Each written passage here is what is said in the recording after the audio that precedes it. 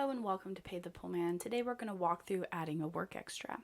First thing we'll do is click Create. We'll click Work Extra and select our customer.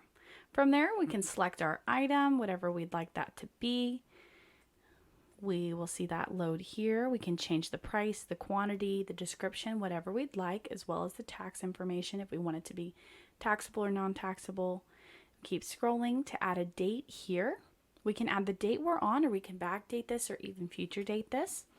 And we'll click Done when we've selected.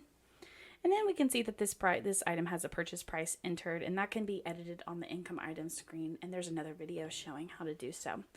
And then from there, we can either save, we can save and add more, or we can go back or cancel. So for today, let's just save. And that has been added successfully. So if you want to take a look at your work extras before they're added onto a bill at the end of the month, you can go here to Run Billing and you can click View Pending Extras. And here you can sort through, you can make edits, you can turn them into invoices, delete, or you can even add work extras here. You can also search by the item, or you can search by the name, and you can see what's active and what's inactive as well as the price. So if you have any questions about how work extras work, or what you can do to see them or make edits to them, or how to turn them into invoices, just let us know and our support staff would be happy to help.